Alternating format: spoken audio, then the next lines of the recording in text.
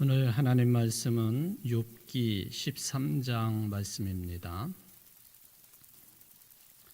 1절부터 28절까지 말씀 교독하도록 하겠습니다.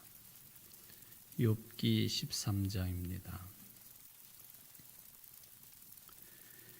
나의 눈이 이것을 다 보았고 나의 귀가 이것을 듣고 깨달았느니라.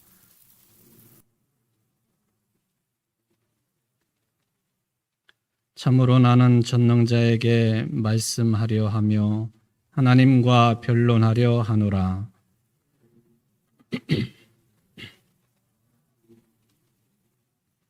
너희가 참으로 잠잠하면 그것이 너희의 지혜일 것이니라.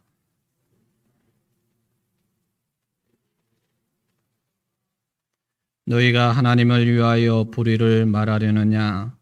그를 위하여 속임을 말하려느냐?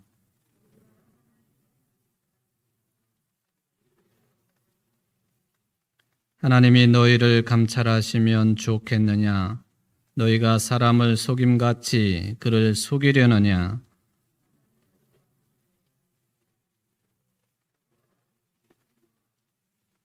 그의 존귀가 너희를 두렵게 하지 않겠으며 그의 두려움이 너희 위에 임하지 않겠느냐?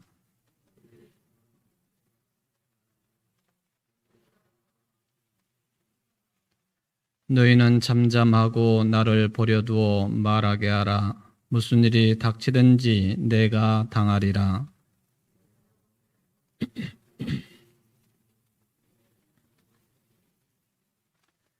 그가 나를 죽이시리니 내가 희망이 없노라. 그러나 그의 앞에서 내 행위를 아뢰리라.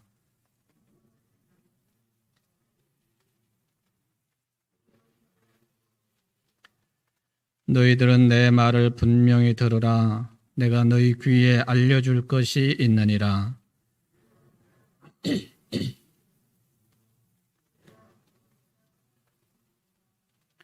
나와 변론할 자가 누구이랴? 그러면 내가 잠잠하고 기운이 끊어지리라.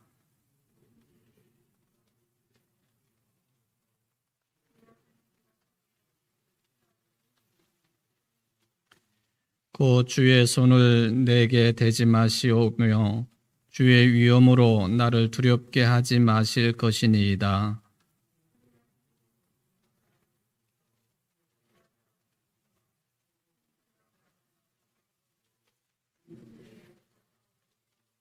나의 죄악이 얼마나 많으니까 나의 허물과 죄를 내게 알게 하옵소서.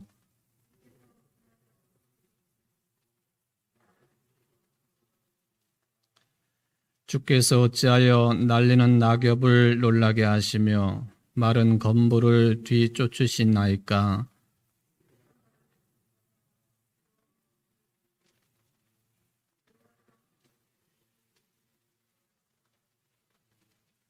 내 발을 착고에 채우시며 나의 모든 길을 살피사 내 발자취를 점검하시나이다.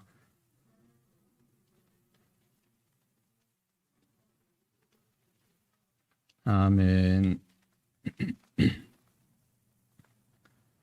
네, 오늘부터 욥기 13장을 살펴보겠습니다. 몇 차례 이어지는지 저도 잘 모르겠습니다만은 1절부터 28절까지 내용입니다. 저와 여러분들이 본문을 교독을 했는데 이 전체적인 내용이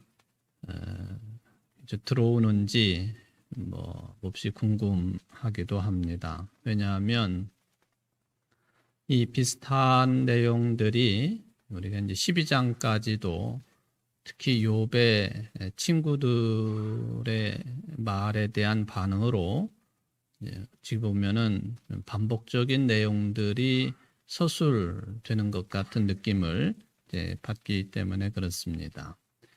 물론 이제 전체적인 흐름은 비슷하다라고 볼 수가 있겠지만은 구체적인 표현들, 내용들은 당연히 차이가 있는 이 13장 말씀입니다. 왜 그러냐면은 욥이 이제 반론을 펴고 있는데 그 반론의 시각이 또 이전 것하고는 또 차이가 있는 새로운 시각의 반론을 펼치고 있다. 그렇게 보시면 되겠습니다. 그러니까 욥이 세 번째 욥에게 충고를 하고 있는 소발이라고 하는 이름을 가지고 있는 친구의 비판에 대한 반론을 펴는 거죠. 12장도 그 반론이었고 오늘 이 13장도 전체가 다 소발에 대한 반론이고 이게 이제 14장까지 이어집니다. 그러니까 석 장에 걸쳐서 소발이라고 하는 친구가 욥에게 했던 충고 또는 뭐 유대교의 지혜, 신앙에 근거한 그런 이야기들 그리고 당시에 모든 사람들이 수용을 했던 그런 신앙적인 흐름에 대한 언급 이거에 대해서 욥이 이런저런 반응을 보인 것인데 장 구분으로 보면은 12장, 13장, 14장 이 석장이 소발에 대한 반응이다. 그렇게 우리가 살펴볼 수가 있겠습니다. 오늘 이제 제목을 잡을 때에 신앙의 최고 정점이다라고 하는 제목을 잡아 보았습니다. 신앙의 가장 높은 단계 또는 뭐 신앙의 가장 높은 수준, 뭐 신앙을 가지고 수준을 이야기할 수 있고 또 단계를 이야기할 수 있겠는가? 있습니다. 그것은 분명히 존재하는 것이기 때문에 욥의 신앙이 이제 지금 뭐 중간 정도도 아직 안 되는 그런 내용이긴 하지만은 끝까지 읽다가 보면은 이게 신앙의 내용이라고 하는 것이 또 신앙의 수준이나 또 신앙의 어떤 그 흐름이라고 하는 것이 이게 다른 측면이 분명히 있다. 물론 이제 우리 인간들이 그것을 인정을 하느냐 못하느냐 그 기준을 놓고 보는 것은 아니지만은 적어도 성경 하나님의 말씀에 기록되어 있으면서도 욥이 말하고 있는 신앙의 최고의 수준 그 정점을 말하는 것이기 때문에 사람들의 판단에 근거한 평가라고 보기는 좀 어렵겠습니다. 어쨌든 신앙의 최고 정점이라고 하는 그런 제목을 잡아보았는데 그만큼 또 13장이 이전에 욥이 여러 친구들에 대한 반응과 비교를 해볼 때에 별 차이가 없는 것 같지만 차이가 있고요. 또 상당히 중요한 대목을 여기서 언급을 해주고 있다 하는 것을 살펴보시면 되겠습니다.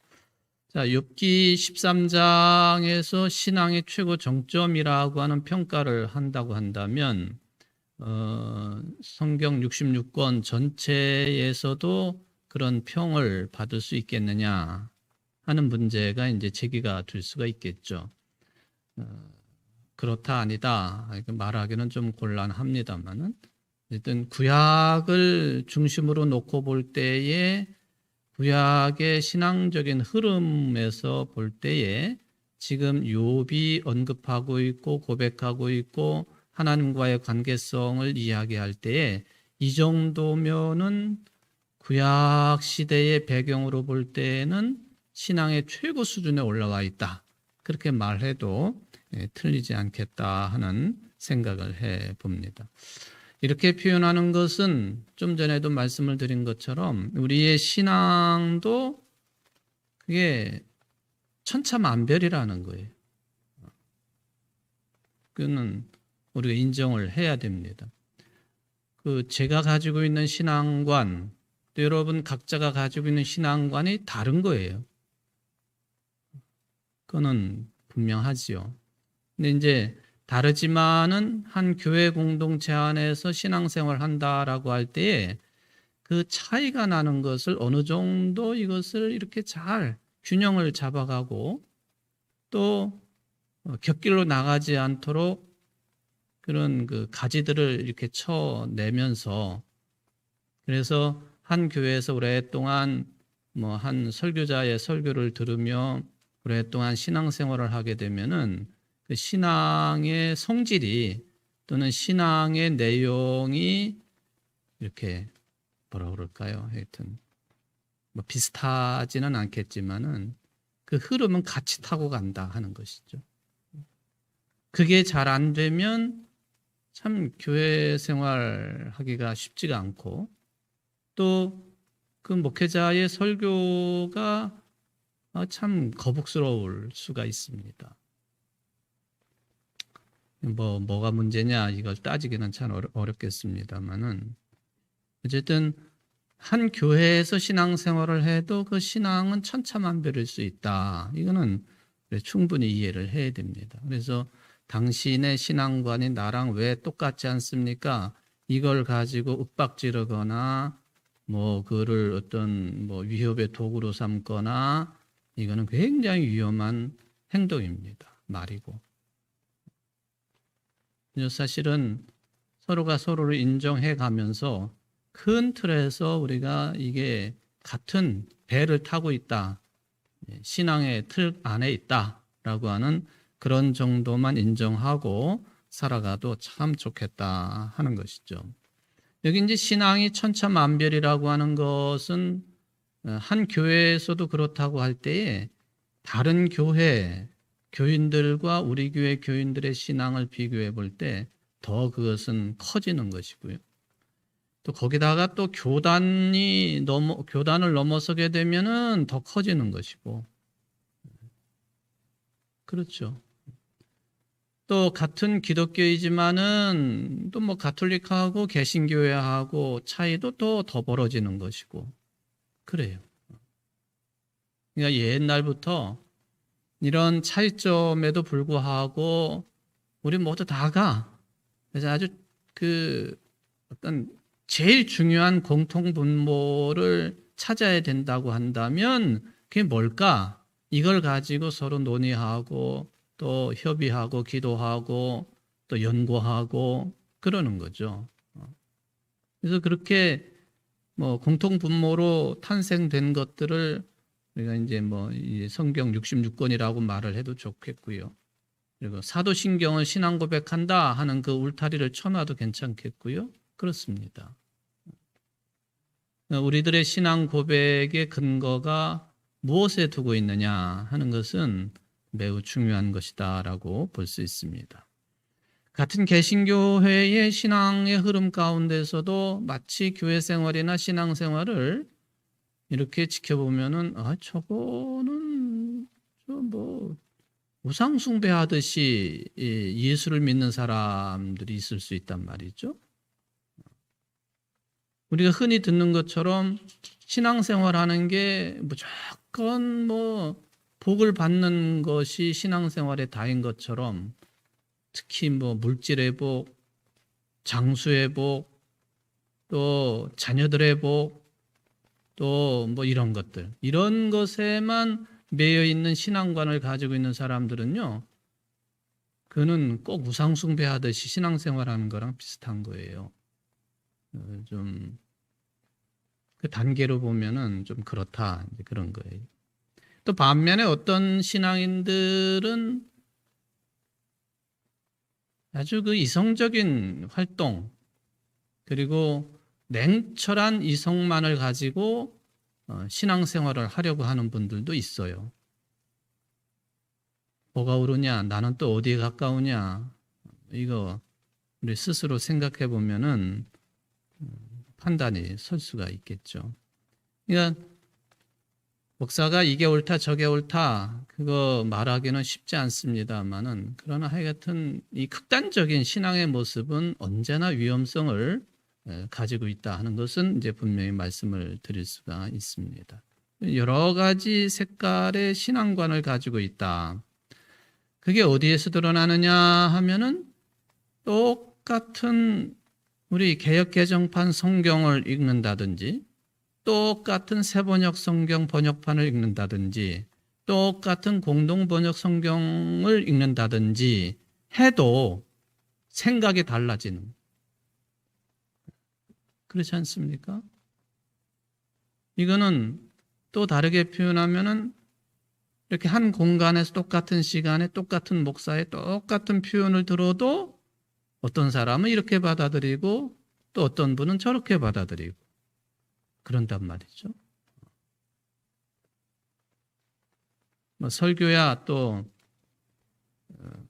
하나님께서 사람의 입을 주관하셔서 또 생각을 주관하셔서 선포하게 하시는 거니까 뭐 이럴 수도 있고 저럴 수도 있겠다 하는 거 조금 열어놓겠지만은 똑같은 성경 말씀을 대해도 신앙의 차이가 확 난단 말이에요.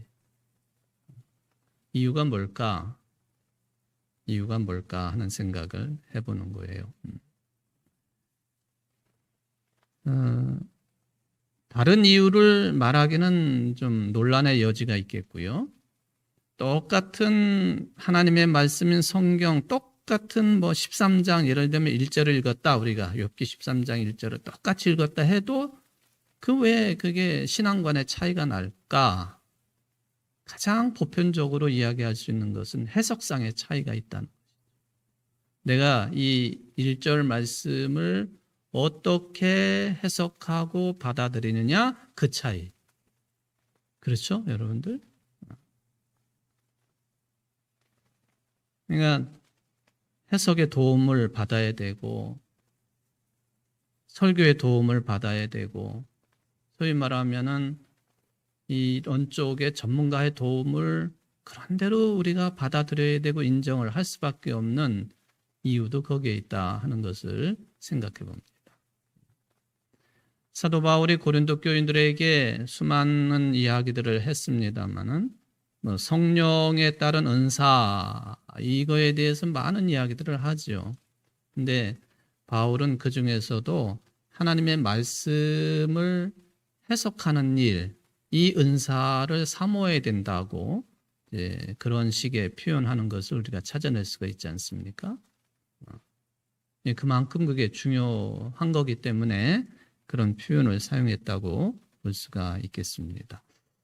한 말씀 한 말씀, 한 단어 한 단어, 또 말씀 전체 통으로 어떻게 잘 해석하는 것이냐, 이게 매우 중요하다. 제가 이제 가끔 사용하는 말입니다만은 신앙은 뭘까? 신앙은 해석이다. 감사가 뭘까? 감사도 해석이다. 곰곰이 생각해 보면은 제 표현이라서 그런 게 아니라 그게 참 어느 정도 맞는 것이다 하는 생각을 해봅니다. 신앙이 천차만별, 색깔이 너무 다양하고 똑같은 성경을 읽어도 이게 왜 신앙에 이 차이가 생길까? 해석을 어떻게 하느냐 하는 것이죠. 오늘 이제 본문을 여러분들이 교독하시면서도 그런 점을 느끼셨는지는 제가 모르겠습니다만은 욥의 친구들이 언급하고 있는 하나님, 그리고 욥의 친구들이 하나님의 이름을 들먹이면서 이야기하고 있는 이것이 하나님의 뜻이다 하는 것하고 욥이 말하고 있는 고백하고 있는 하나님, 또 그 고백에 따라서 언급되어지고 있는 하나님의 뜻, 이게 다르다 하는 거예요. 그때 당시에 이제 신앙이라고 하는 차원에서 보면은 욥도 전문가이고 소발까지 등장한 세 친구들도 다 전문가들이거든요. 근데 하나님에 대한 차이가 분명하고 하나님의 뜻을 받아들이는 입장이 차이가 또 분명하고, 그러면서 이제 생각해 보는 것이 이제 우리가 12장을 다루면서 제가 한 2번 정도 그런 말씀을 드렸는데, 이게 역사도 그렇고 뭐 모든 분야가 다 마찬가지, 정치도 마찬가지고 경제도 마찬가지고 교육도 마찬가지고 신앙도 신앙생활도 마찬가지예요. 이게 시간이 흐르면서 진보를 해야지 후퇴하면 안 되는 거예요. 굉장히 중요한 관점이지요. 진보를 앞으로 나아가야 된다. 하나님에 대한 신앙 고백 마찬가지입니다. 지금 욥의 세 친구들의 하나님 이해 또는 고백, 그리고 그 하나님의 뜻을 어떻게 해석하느냐 하는 그 시각, 이거하고 욥하고는 차이가 있다고 그러는데, 쉽게 말하면 세 친구들보다는 욥의 신앙 고백과 그 해석이 더 수준이 높다, 그런 얘기. 그러니까 욥기가 이렇게 구약 성경의 한 자리를, 중요한 자리를 떡하고 차지하고 있는 것 아닙니까?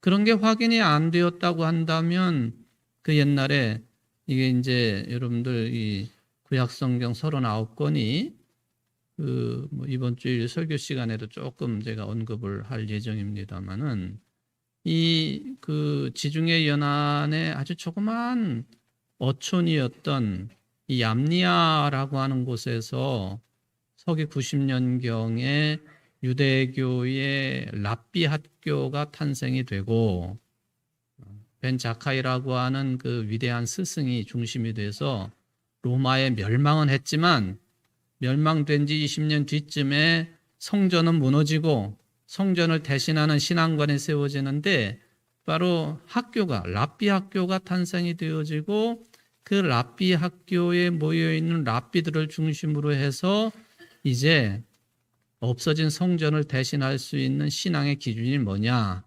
우리는 율법 중심의 신앙관을 새로 만들어야 되겠다 해가지고 저들이 심혈을 기울여서 결론을 맺은 게 뭐냐 하면은 지금 우리가 가지고 있는 구약 성경 창세기부터 말라기까지 39권을 정경으로 채택하는 일이었습니다. 39권. 우리가 지금 성경 39권을 가지고 있잖아요. 구약 성경. 신약 성경은 마태복음부터 요한계시록까지 몇 권이죠? 27권이에요. 그거는 이제 훨씬 나중에 그게 이제 27권이 정경으로 채택이 되지만 이 구약 성경 39권은 바로 얌니아 회의라고 하는 90년이다라고 딱 말하기는 어렵겠고요. 90년경에 이 얌니아라고 하는 조그마한 어촌 마을에서 이제 멸망을 한 민족이지만 율법 교육을 철저하게 시키는 그런 그룹이 탄생이 돼서 거기서 결의한 것이 39권의 구약 성경의 정경 채택입니다. 거기에 욥기가 들어있는 거예요. 그러니까 이 39권의 책은 그 개인적으로 읽어보면은 어느 부분은 마음에 드는 부분도 있을 수 있고 안 드는 부분도 있을 수 있고 이유가 있으니까 이 책이 구약 성경으로 채택이 됐겠지 하는 생각도 하게 됩니다만은 다 들어올 만한 이유 근거가 있기 때문에 들어와 있는 거예요. 율법하고 다 관련이 있기 때문에. 율법 그러면은 십계명이 핵심이고 그리고 십계명을 중심으로 해가지고 그 해석이나 이 첨가된 내용들이 모여가지고 창세기부터 신명기까지 5권의 책을 율법서라 그렇게 부르잖아요. 다 거기에 관련된 책들이기 때문에 들어온 거예요. 욥기도 마찬가지다 하는 것을 생각해 보면 바로 이렇게 욥의 친구들이 주장하고 있는 신앙관과 비교해서 욥의 신앙관이 뚜렷했다. 수준으로 말하면 더 높은 수준이다. 그 얘기는 뭐냐면은 이제 좀 뒤에도 그런 설명들이 나오겠습니다만은 특히 하나님에 대한 신앙 고백을 이야기할 때에 하나님은 누구이시고 어떤 분이신가, 무엇 하시는 분이신가, 이 신앙 시각에 있어서 계속 이것은 앞으로 발전을 해 나가는 과정 속에 있는 것이다. 근데 욥으로 끝난 것도 아니고요. 신약의 예수님의 제자들을 통해서도 끝난 것도 아니고요. 지금도 끝난 게 아니에요, 사실은.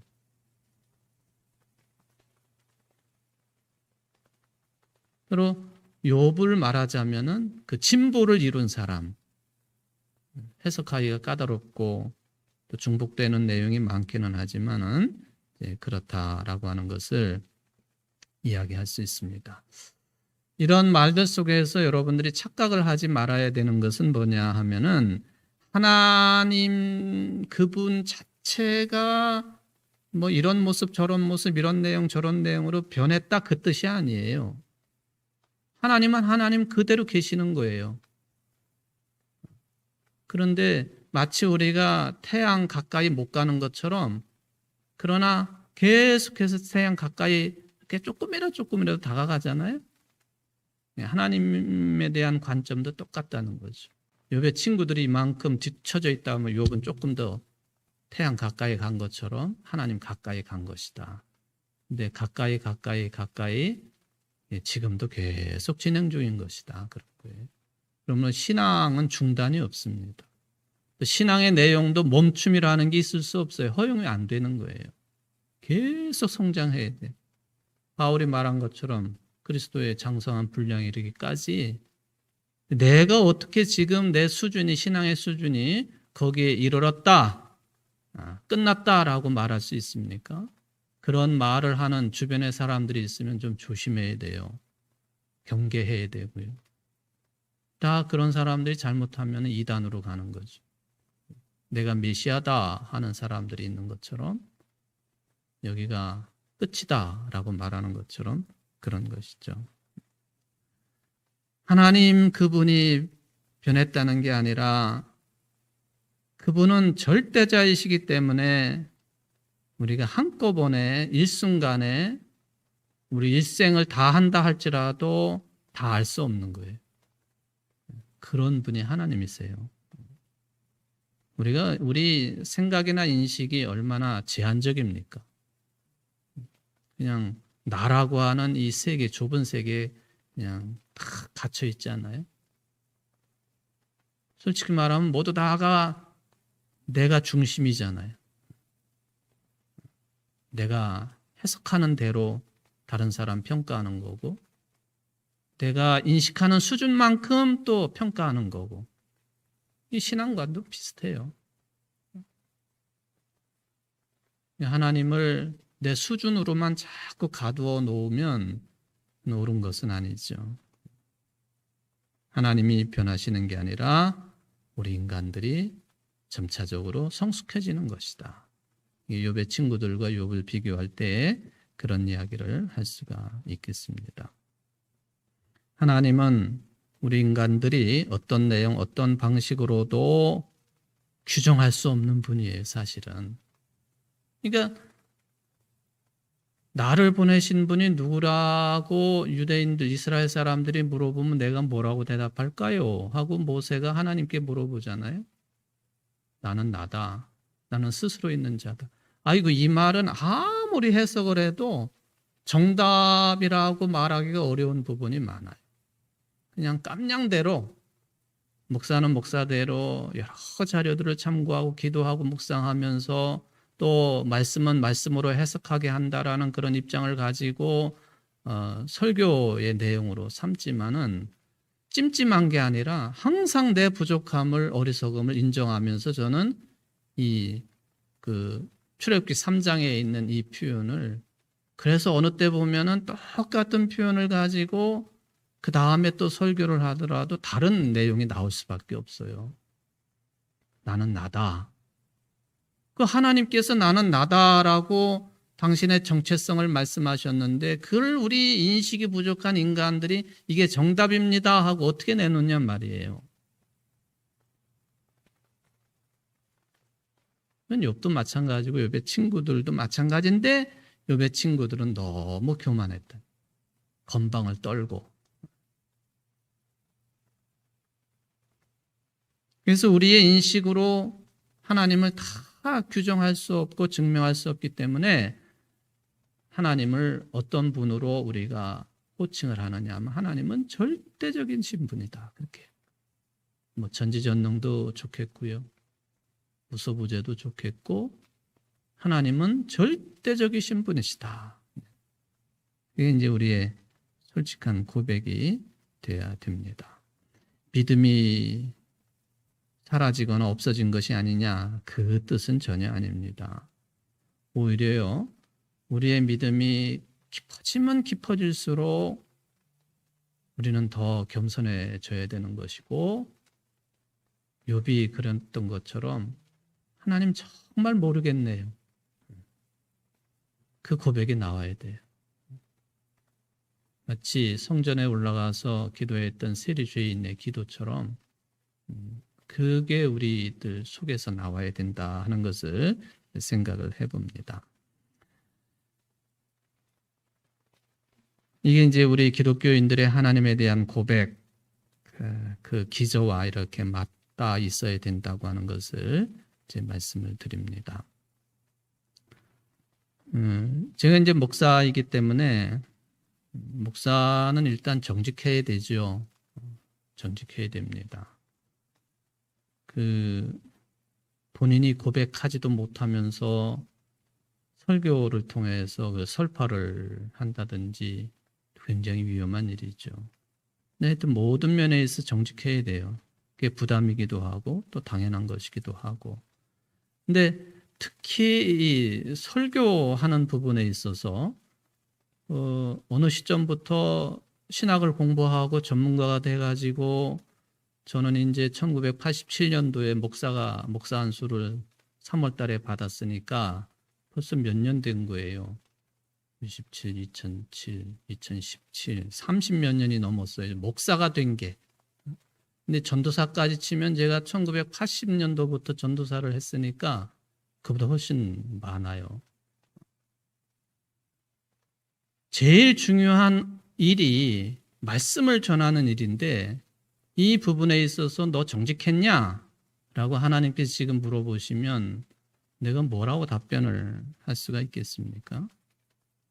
근데 그럼 나이가 어느 정도 들었으면 목회 경력도 수십 년이 됐으면 좀 여유 있게 평안하게 생각하면서 설교를 하고 말씀을 전파하고 그럴 수 있지 않느냐? 아니라는 거죠, 그게. 하면 할수록 어려운 게 이 일이고 하면 할수록 부담스러운 게 이 일이고. 은퇴하신 목사님들 거의 100% 이야기를 들어보면은 설교를 끝낸다고 한 것이 제일 큰 축복이라고 그래요. 요새 이제 우리 교회 정착희 목사님도 나오시고 또 박무선 목사님도 얼마 전부터 우리 교회 출석하시잖아요. 엊그제도 박무선 목사님하고 어딜 갔다 오느라 갔다 왔는데, 아이고, 설교를 놓았다고 하는 것이 이게 큰 그냥 일이라고. 평생 하셨으니까. 근데 하면 할수록 그 깊이에 들어가면 들어갈수록 어렵고 또 이 진리에 맞닿는다고 하는 것이 참 힘든 일이다 하는 것을 절감한다는 것이죠. 이제 그러다가 이게 이제 교회 일을 손 놓을 때쯤 돼가지고 아 이거 아닌가 조금 깨닫다가 그만두는 거, 그게 목회인 것 같아요. 이거는 설교를 하는 목사뿐만 아니라 여러분들도 비슷한 양상을 가지고 있지 않는가 하는 그런 생각을 해봅니다. 하나님께 대해서 알면 알수록 신비한 것이고 이게 어느 정도 깊이에 들어갔다 생각을 했는데 이거는 그 깊이가 무한한 것이고 하나님을 만약에 우리 손에 딱 쥘 수 있는 분이라고 한다면 그건 하나님이 아니시죠. 또 하나님을 우리의 지혜와 지식과 총동원해가지고 이런 분이다라고 뭐 명확하게 정의를 내리실 수 있는 분이라고 한다면 또 그분도 하나님은 아니세요. 끝까지 공부하고 끝까지 기도해야 되고 매 달려야 된다라고 하는 욥은 그런 입장에 아주 가깝다라고 보면은 되겠습니다. 하나님 또 하나님 뜻에 대한 그런 내용들이죠. 자, 이게 서론이 좀 길어졌습니다만은 13장도 그런 관점에서 보시면 되겠고요. 13장에서 왜 욥의 신앙을 그 시대에 신앙의 정점 또는 유대교적인 신앙에서도 볼 때도 신앙의 정점이라고 이야기하는가 하는 것을 평가를 할 때에 이제 나중에 좀 시간적인 여유가 있으면 예수 그리스도의 그 하나님 나라의 정신, 복음 정신 그것과 연결을 해서 좀 해석을 해볼 수가 있겠습니다. 자, 이 13장도 세 단락으로 이야기를 할 수가 있겠습니다. 1절부터 13절까지, 그리고 14절부터 19절까지, 그리고 나머지 이제 20절부터 28절까지 세 단락으로 나누어서 이야기를 해볼 수가 있겠습니다. 1절부터 13절은 욥이 직접적으로 친구들을 향해서 반론을 펴고 있는 내용입니다. 직접적인 반론이다. 이제 그게 특징이 되겠습니다. 욥이 친구들을 가리켜서 뭐라고 이야기했느냐 하면은 아주 극단적인 표현을 썼습니다. 4절 보십시오. 너희는 거짓말을 지어내는 자요. 다 쓸모없는 의원이다. 거짓말을 지어내고 쓸모없는 의사, 의원이고. 이거 참 혹평도 이런 혹평이 어디 있겠습니까? 어떻게 보면 인간적으로 보면은 욥이 화도 난 상태이기도 하겠지만은 자기 자신의 처지를 생각할 때도 그렇겠지만 계속 새 친구들이 와가지고 비슷한 얘기로 욥을 책망을 하고 그러니까 화도 났겠죠. 아무리 그렇다고 해도 멀리서 와가지고 욥을 유한다고 온 친구들을 향해서 거짓말쟁이, 쓸모없는 의원이라는 표현까지 이제 사용을 하고 있다 하는 거예요. 이제 거짓말을 지어낸다. 이게 요새는 진짜 뭐가 참말인지 거짓말인지 구별하기가 참 어려운 때예요.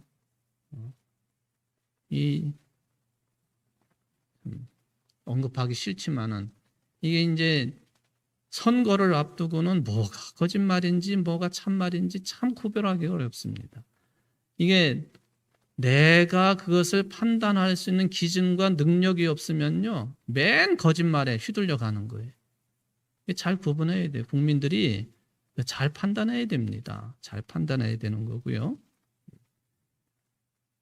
그런데 이게 인터넷이 이제 휴대폰을 어디서나 우리는 다 활발하게 사용을 하다가 보니까 거짓말인지 아닌지 모든 정보들을 어느 때나 어느 시간이나 어느 곳에서나 다 접할 수 있는 그런 시대이다가 보니까 참 더 어려운 거예요.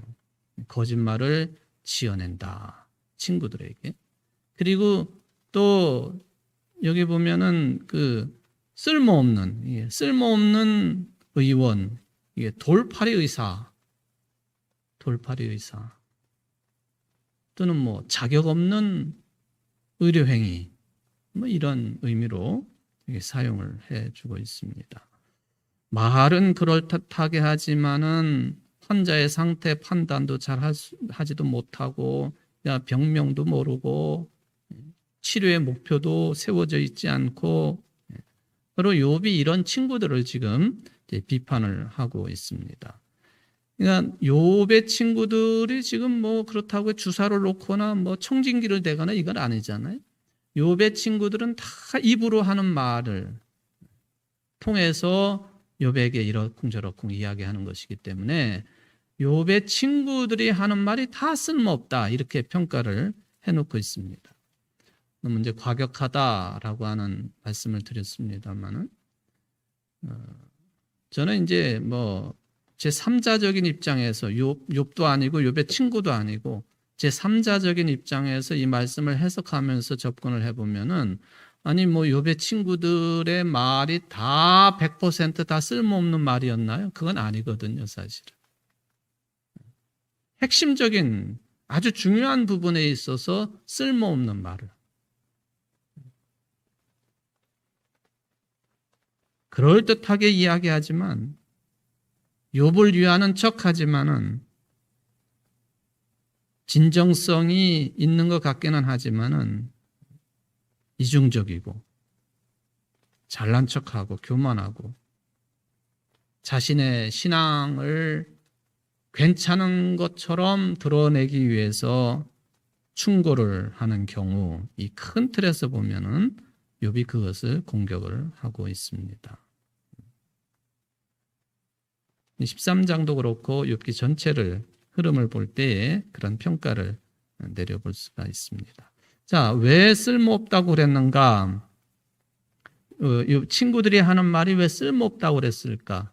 두 가지 측면에서 생각해 볼 수 있습니다. 그 한 가지는 뭐냐 하면은 친구들이 말하는 것을 이미 욥도 다 잘 알고 있다는 거예요. 그런 차원에서 쓸모없다.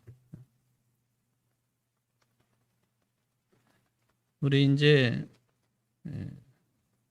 부모들이 설교도 잔소리가 될 수 있습니다. 여러분 오늘 설교도 잔소리처럼 들리시죠? 아니라고 대답하시는 분들은 거짓말하는 거예요. 왜냐하면 반복적인 내용을 항상 하고 있기 때문에 그래요. 설교하는 입장에서 교인들에게 미안할 때도 있고 그렇지만은 근데 또 그게 필요한 것이 하나님의 말씀은 계속 반복 이 작업을 통해서 이게 내 것이 되는 것이기 때문에 듣고 또 듣고 듣고 또 듣고 그러는 거죠. 잔소리를 자꾸 한다는 거예요. 그래서 쓸모없다는 겁니다. 물론 자식이든 부모든 그 부모가 또는 자식이 하는 말 그거를 충분히 이해하지 못해가지고 이해력이 떨어졌을 때는 계속 말할 수밖에 없죠. 특히 부모 자식과의 관계는 상대방이 다 잘 알고 있는 것을 자꾸 반복을 한단 말이죠. 욥도 친구들이 말하고 있는 유대교의 지혜 전통 안에서 철저하게 살았던 사람입니다. 아주 정결한 사람이었어요. 동방의 의인이라고까지 평가를 받았습니다. 그런 측면에서 쓸데없다. 두 번째, 친구들이 그렇게 말을 하고 있지만은 당신들도 잘 모르는 측면이 있다 하는 차원에서 쓸데없다 하는 말을 사용을 합니다. 이 내용도 반복입니다. 아무리 친구들이 유대교의 지혜의 신앙 전통에 근거해가지고 이런 말 저런 말을 한다 하지만은 인간 삶의 본질에 대해서 그거를 정답을 친구들이 말할 수 있느냐? 친구들이 하나님에 대해서 많은 말을 하지만 좀 전에도 말씀드린 것처럼 하나님의 그 깊이를 완벽하게 그것을 말할 수 있느냐? 그거는 아니죠. 그런 차원에서 당신들도 잘 모르는 게 있습니다. 나와 하나님과의 관계 잘 아는 것처럼 말하지만은 모르는 게 태반이다. 그런 차원이에요. 다 담아내지 못한다는 거예요. 여기 이제 쓸모없는 의원이라고 하는 이 돌팔이 제대로 된 실력도 없고 자격도 안 되면서 전문가인 척하는 사람 가리켜가지고 돌팔이라고 하지 않습니까? 돌팔이. 이 돌팔이라고 하는 말에 유래가 있는데 이게 한 가지는 아닌 것 같아요. 두 가지의 유래를 가지고 있어요. 하나는 이 돌다라고 하는 이 동사하고요. 바리대기 공주라고 하는 이 죽음을 관장하는 신인, 죽은 자를 인도하는 역할을 하는 바리공주의 이 바리, 이걸 합쳐가지고 돌바리 무당이라고 부르는데 이 돌바리 무당이 자꾸 이제 시대가 흐르면서 돌팔이 뭐 그 돌팔이 선무당이 사람 잡는다 뭐 이런 그 의미가 여기에 들어있다고 볼 수가 있겠어요. 또 하나는 이제 이 돌다와 팔다라고 하는 이 동사가 합쳐져 가지고 돌팔이라고 그랬다. 또 돌팔이 의사, 돌팔이 무당 뭐 이런 데 쓰는 말이기는 하죠. 지금 욥이 친구들에게 이런 개념으로 평가를 합니다. 이 4절까지만 제가 말씀을 드리고 끝내겠습니다만은 그런 차원에서 쓸모없는 말, 쓸데없는 말 또는 뭐 거짓말을 지어낸다라고도 평가를 해볼 수가 있겠습니다. 우리의 신앙은 늘 말씀을 드리지만 참 겸손해질 필요가 참 많다. 겸손해야 된다. 끼리에 엘레이손이라고 하는 그 말이 주여 나를 불쌍히 여기소서 또는 뭐 타 종교에서 하는 그런 모습이긴 합니다만 우리도 꼭 필요한 거죠. 이게 남 탓이 아니라 다 내 탓입니다 하는 신앙의 자세, 이것을 주님께서는 받아들이시고 인정하신다 하는 점을 깊이 생각하면 참 좋겠습니다. 기도하시겠습니다. 사랑의 하나님 아버지, 오늘 욥기 13장 말씀 일부분을 생각해 보았습니다. 우리가 아는 것도 없고 또 깊이도 없고 특별히 하나님에 관한 신앙 고백 또 하나님의 뜻에 대한 평가, 이 모든 것들을 생각해 볼 때에 우리는 그저 주변을 맴돌고 있는 부족한 인생들임을 고백합니다. 우리를 받아주시고 용서해 주시고 또 우리의 신앙이 날마다 성장할 수 있도록 성령의 역사로 베풀어 주시니 그것 감사를 드립니다. 성령의 도우심으로 우리의 신앙이 자라나지는 않지만은 순간순간 한 걸음 한 걸음 나아가기에 부족함이 없는 성장 성숙하는 신앙인들이 다 될 수 있도록 도우시고 인도하여 주옵소서. 욥의 친구들과 욥의 신앙의 수준이 달라졌다라고 하는 것을 말씀을 드렸습니다. 욥처럼 솔직하게 그리고 자기 자신이 무지하다고 하는 것을 깨달으면서 그러면서도 하나님께 가까이 다가설 줄 아는 용감한 신앙인들이 다 될 수 있도록 도우시고 인도하여 주옵소서. 예수님의 이름으로 기도하옵나이다. 아멘.